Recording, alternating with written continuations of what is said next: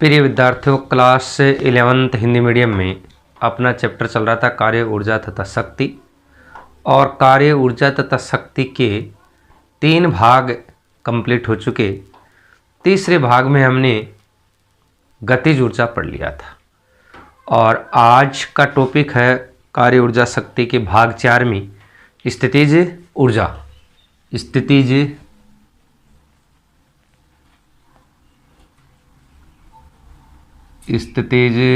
ऊर्जा, potential energy. स्थितिज ऊर्जा, पोटेंशियल एनर्जी किसी वस्तु की स्थिति, अभिविन्यास तथा विरूपण के कारण संचित ऊर्जा को स्थितिज ऊर्जा कहते हैं। किसी वस्तु की स्थिति, अभिविन्यास या विरूपण के कारण संचित ऊर्जा को स्थितिज ऊर्जा कहते हैं। इसे सामान्यतः U से व्यक्त किया जाता है। सामान्यतः किससे व्यक्त किया जाता है? U, capital U। पहली है गुरुत्वीय स्थितिज ऊर्जा। गुरुत्वीय स्थितिज ऊर्जा, गुरुत्वीय स्थितिज ऊर्जा, ग्रेविटेशनल पोटेंशियल एनर्जी। गुरुत्वीय स्थितिज ऊर्जा माना कि m द्रव्यमान की वस्तु पृथ्वी सतह पर स्थित है। m द्रव्यमान का पिंड पृथ्वी सतह पर स्थित है जहां पर गुरुत्वीय त्वरण g है। वस्तु को या पिंड को h ऊंचाई तक ऊर्ध्वाधर ऊपर उठाया जाता है तो गुरुत्वीय बल के विरुद्ध कार्य करना पड़ता है। गुरुत्वीय बल के विरुद्ध कार्य करना पड़ता है।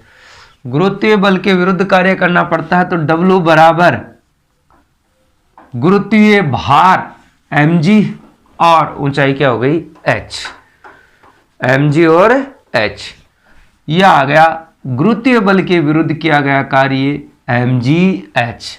हालांकि गुरुत्वीय बल की दिशा नीचे की ओर, ऊंचाई है विस्थापन ऊपर की ओर। गुरुत्वीय बल द्वारा किया गया कार्य ऋणात्मक होता है और गुरुत्वीय बल के विरुद्ध बाह्य बल द्वारा किया गया कार्य धनात्मक होता है। U बराबर है mgh। यह कार्य स्थितिज ऊर्जा के रूप में संचित हो जाता है। स्थितिज ऊर्जा के रूप में संचित हो जाता है। स्थितिज ऊर्जा के रूप में संचित हो जाता है। इसलिए U बराबर mgh। U बराबर mgh। अगला हमारा टॉपिक है स्प्रिंग की स्थितिज ऊर्जा। दूसरा, स्प्रिंग की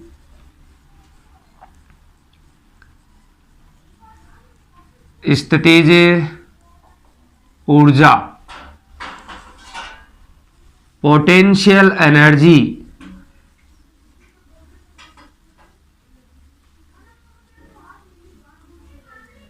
of potential energy of A spring.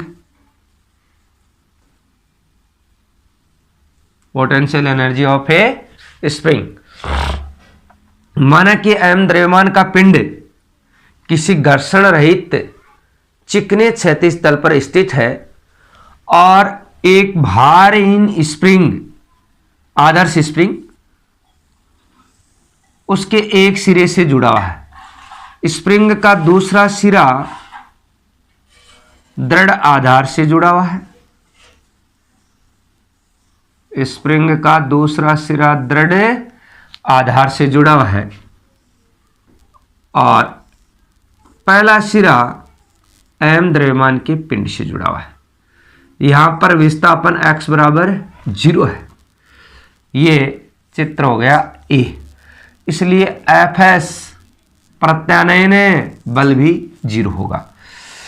दूसरे चित्र में स्प्रिंग को दाईं ओर x विस्थापित किया जाता है तो प्रत्यानयन बल सदैव माध्य स्थिति की ओर कार्य करता है तथा विस्थापन के विपरीत दिशा में होता है। प्रत्यानयन बल सदैव माध्य स्थिति की ओर कार्य करता है और विस्थापन के समानुपाती रहता है। तो एफ एस समानुपाती एक्स, एफ एस बराबर माइनस के एक्स। समीकरण 1 ऋणात्मक चिन्ह यह प्रदर्शित करता है कि प्रत्यानयन बल और विस्थापन दोनों एक दूसरे के विपरीत दिशा में होते हैं। अर्थात विस्थापन दाईं ओर होगा तो प्रत्यानयन बल बाईं ओर होगा, विस्थापन बाईं ओर होगा तो प्रत्यानयन बल दाईं ओर होगा, एक दूसरे के विपरीत होंगे। उसमें कलांतर 180 डिग्री होगा। जैसे जैसे विस्थापन का मान बढ़ेगा वैसे वैसे प्रत्यानयन बल का मान भी बढ़ेगा। इस चित्र में पहले में आप देख रहे हैं x बराबर 0 पुट करेंगे तो प्रत्यानयन बल का मान भी 0 होगा। स्प्रिंग पिंड को दाईं ओर x विस्थापित कर दिया जाता है। ये चित्र आ गया अपना, दाईं ओर कितना विस्थापित कर दिया जाता है, x विस्थापित कर दिया जाता है।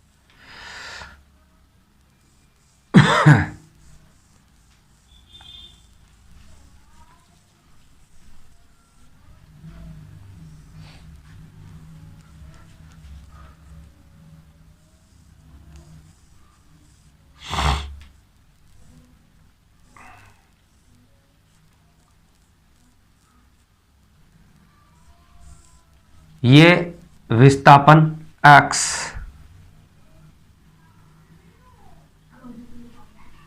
की डायरेक्शन किस साइड है, दाईं ओर है, तो प्रत्यानयन बल एफ एस की डायरेक्शन किधर होगी, बाईं ओर। अर्थात सदैव कौन सी स्थिति की ओर आएगा, माध्य स्थिति की ओर। इस स्थिति में इसको विस्थापित करके छोड़ दिया जाए तो पिंड वापस अपनी पूर्वावस्था अर्थात माध्य स्थिति की ओर आने का प्रयास करता है। यहां x क्या है, पॉजिटिव, तो एफ एस क्या होगा, नेगेटिव। एफ एस क्या होगा, एक्स पॉजिटिव होगा तो एफ एस नेगेटिव। ये बी चित्र आ गया। सी में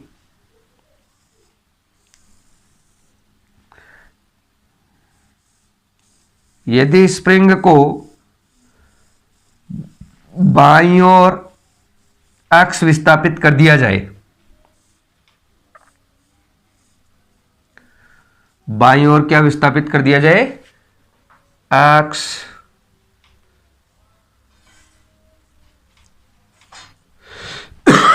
विस्थापित कर दिया जाए तो यहां से ये एक्स आ गया विस्थापन बाईं ओर, और प्रत्यानयन बल एफ एस किस साइड होगा, दाईं ओर अर्थात माध्य स्थिति की ओर होगा, जो स्प्रिंग को अपनी माध्य स्थिति में या साम्य अवस्था में लाने का प्रयास करेगा। अतः प्रत्यानयन बल द्वारा किया गया कार्य, स्प्रिंग को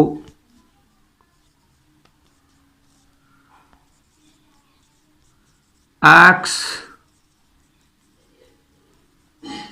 विस्थापित करने में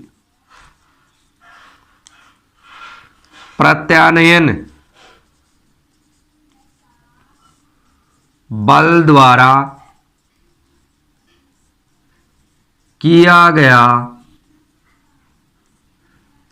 कार्य, प्रत्यानयन बल द्वारा किया गया कार्य W बराबर F S into x, W बराबर एफ एक्स इंटू विस्थापन dx। स्प्रिंग को dx विस्थापित करने में प्रत्यानयन बल द्वारा किया गया कार्य dx dw। ये समीकरण कितनी हो गई, 2।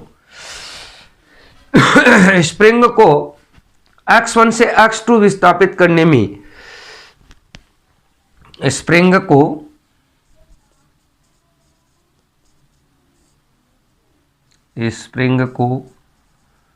माध्य स्थिति और माध्य स्थिति में विस्थापन का मान क्या, x बराबर 0 से माध्य स्थिति से x विस्थापित करने में किया गया कार्य,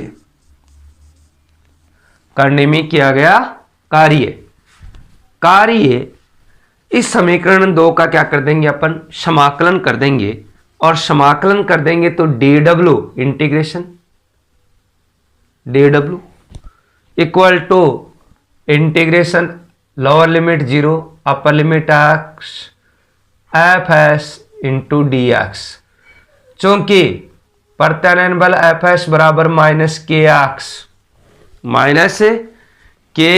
एक्स, इसलिए डी डब्ल्यू का इंटीग्रेशन हो गया w minus 0 to X K X D X, और यहां पर के आ गया कांस्टेंट है बाहर माइनस के, माइनस का के, और x का x के रेस्पेक्ट में समाकलन करेंगे तो x की घात यहां कितनी है 1, x की घात 1 प्लस 1 बट्टे में 1 प्लस 1, 0 से x, तो w बराबर minus K x square by 2, minus K x square by 2, और यहां 0 से x, w बराबर माइनस के बाई 2 और एक्स स्क्वायर माइनस 0, w बराबर माइनस 1/2 के एक्स स्क्वायर, w बराबर क्या हो गया माइनस 1/2 के एक्स स्क्वायर। यह कार्य किसके रूप में संचित हो जाता है, स्थितिज ऊर्जा के रूप में संचित हो जाता है। यह समीकरण कितनी 3, तो यह कार्य स्थितिज ऊर्जा के रूप में संचित हो जाता है।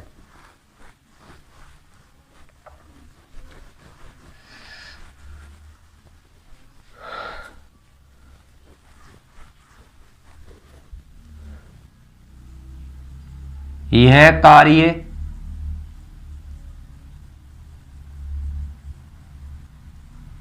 स्थितिज ऊर्जा के रूप में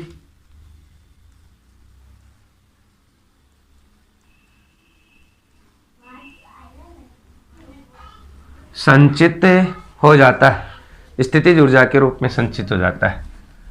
तो बाह्य बल द्वारा किया गया कार्य क्या हो जाएगा धनात्मक,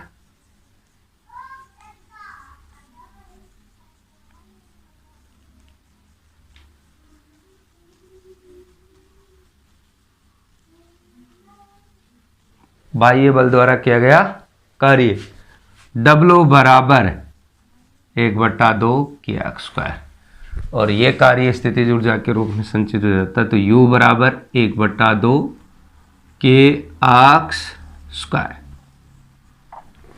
ये स्प्रिंग की प्रत्यास्थ स्थिति ऊर्जा आ गई, जहां K क्या है, K बल नियतांक है, बल नियतांक है, जिसका मात्रक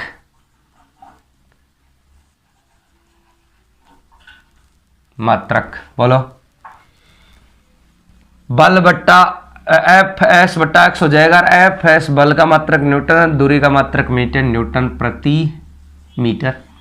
विमा क्या हो जाएगी, विमा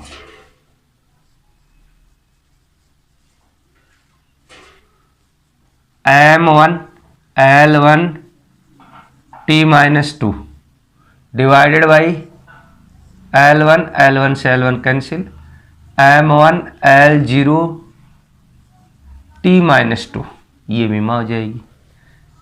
ठीक है, और K का मान बहुत अधिक होता है, K का मान बहुत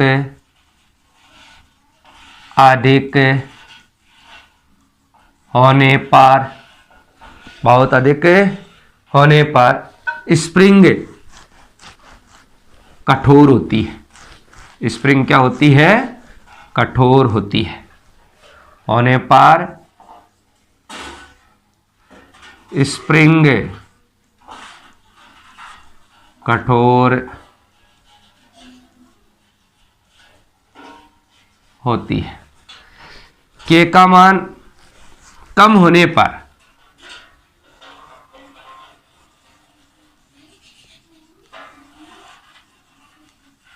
कम होने पर स्प्रिंग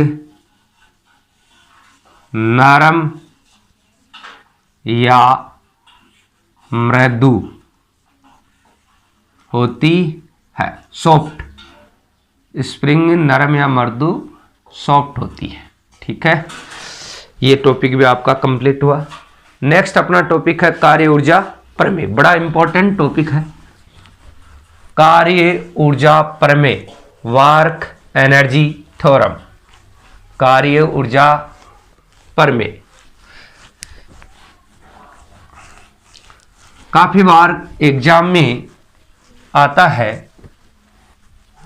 कार्य ऊर्जा प्रमेय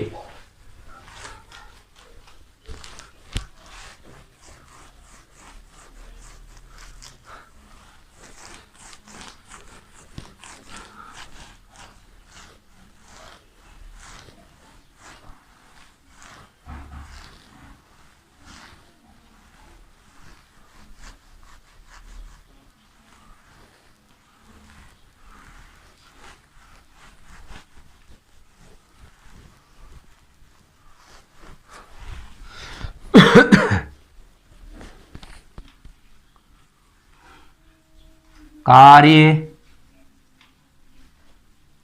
ऊर्जा प्रमेय work energy theorem. Work energy theorem important topic है।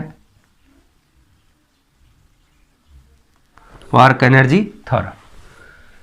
वर्क एनर्जी थ्योरम क्या है? किसी वस्तु पर किया गया कार्य उसकी गतिज ऊर्जा में परिवर्तन के बराबर होता है। किसी वस्तु पर किया गया कार्य उसकी गतिज ऊर्जा में परिवर्तन के बराबर होता है। W बराबर डेल्टा के, W बराबर डेल्टा के। और गतिज ऊर्जा में परिवर्तन अंतिम गतिज ऊर्जा माइनस प्रारंभिक गतिज ऊर्जा, फाइनल काइनेटिक एनर्जी माइनस अंतिम इनिशियल काइनेटिक एनर्जी, अंतिम गतिज ऊर्जा माइनस प्रारंभिक गतिज ऊर्जा। तो प्रमेय क्या होगी? किसी वस्तु पर किया गया कार्य उसकी गतिज ऊर्जा में परिवर्तन के बराबर होता है। पहला है नियत बल के अंतर्गत, नियत बल के अंतर्गत, अंडर कांस्टेंट फोर्स।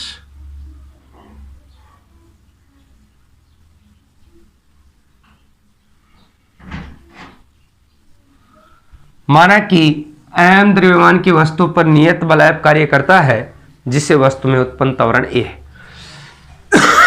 माना कि m द्रव्यमान की वस्तु पर नियत बल F कार्य करता है जिससे वस्तु में उत्पन्न त्वरण A है।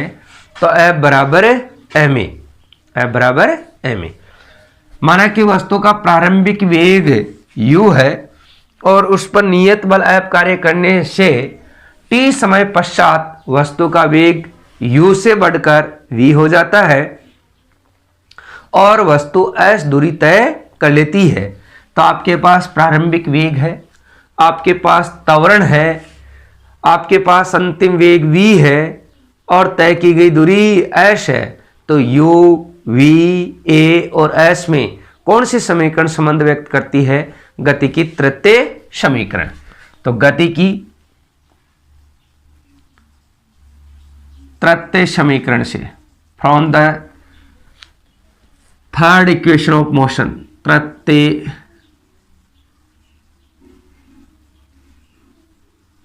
समीकरण से v square equal to u square plus 2as और s 2as equal to v square minus you square और s equal to v square minus you square by 2a, ये समीकरण 2। अब किया गया कार्य, वस्तु पर नियत बल F आरोपित है जिससे वस्तु बल की दिशा में S विस्थापित हो जाती है।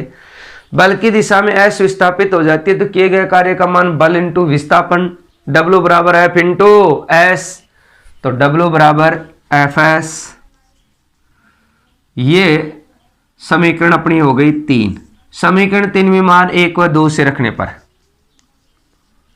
समीकरण 3 में मान 1 व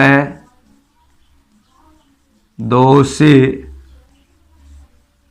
रखने पर W equal to Fs ma और S का मान V square minus you square by 2a, a से a cancel, equal to 1/2 mv square minus 1/2 mu square, ये अंतिम गतिज ऊर्जा है और 1/2 mu स्क्वायर प्रारंभिक गतिज ऊर्जा है। इसलिए किया गया कार्य W बराबर kF minus KI, final kinetic energy minus initial kinetic energy बराबर गतिज ऊर्जा में परिवर्तन डेल्टा के, W बराबर डेल्टा के। और ये अपनी समीकरण कितनी आ गई? 4 आ गई। और अगला अपना टॉपिक है इसी का, नियत बल के अंतर्गत सेकंड क्या है? परिवर्ती बल के अंतर्गत, परिवर्ती बल के अंतर्गत अंडर द वेरिएबल फोर्स। अपन ये जानते हैं गतिज ऊर्जा K बराबर 1/2 mv स्क्वायर, समय के सापेक्ष अवकलन करने पर, समय के सापेक्ष अवकलन करने पर, अवकलन करेंगे तो dk बाई dt बराबर 1/2 m, v स्क्वायर है तो 2v की घात 2 माइनस 1, ये क्या जाएगा, और v का t के सापेक्ष अवकलन हो गया dv बाई dt, 2 से 2 कैंसिल हो गया, dv बाई dt बराबर a, चूंकि a बराबर dv बाई dt, इसलिए ये क्या बन गया, अब a बन गया dk by dt equal to mva। अपन ये जानते हैं चूंकि F बराबर है ma, F बराबर है ma, F बराबर ma, तो dk बाई dt बराबर F into V, F into V. चूंकि v बराबर dx बाई dt, विस्थापन का समय के सापेक्ष प्रथम अवकलन गुणांक वेग होता है और वेग का समय के सापेक्ष प्रथम अवकलन गुणांक त्वरण होता है, इसलिए dk बाई dt बराबर f और v का मान dx by dt, dx by dt, dt से dt कैंसिल हो गया तो dk बराबर f इंटू dx आ गया, dk बराबर f इंटू dx। प्रारंभिक स्थिति x आई पर गतिज ऊर्जा क्या आई और अंतिम स्थिति x f पर गतिज ऊर्जा kf की सीमाओं में इसका समाकलन कर दे तो ki से kf dk equal to xi to X F, और ये हो जाएगा F into D X, F into D X. D K का इंटीग्रेशन क्या होगा, के, क्या होगा, के, और ये चीज क्या बन गई अपने पास, डब्लू बन गया, वर्क।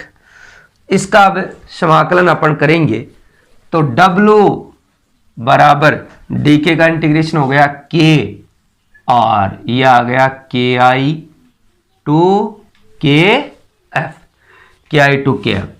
डब्लू इक्वल टू पहले अपर लिमिट के एफ, फिर लोअर लिमिट रखते हैं तो किसका चिन्ह आ जाता है, माइनस का, के एफ माइनस के आई, और के एफ अंतिम गतिज ऊर्जा, final kinetic energy minus initial kinetic energy बराबर चेंज इन काइनेटिक एनर्जी, गतिज ऊर्जा में परिवर्तन।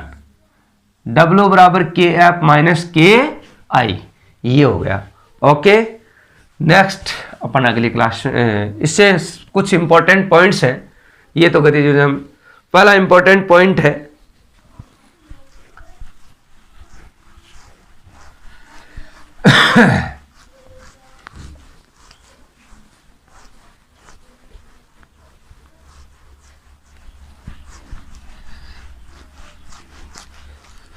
हाँ, पहला इंपॉर्टेंट पॉइंट क्या है, इंपॉर्टेंट पॉइंट, महत्वपूर्ण बिंदु,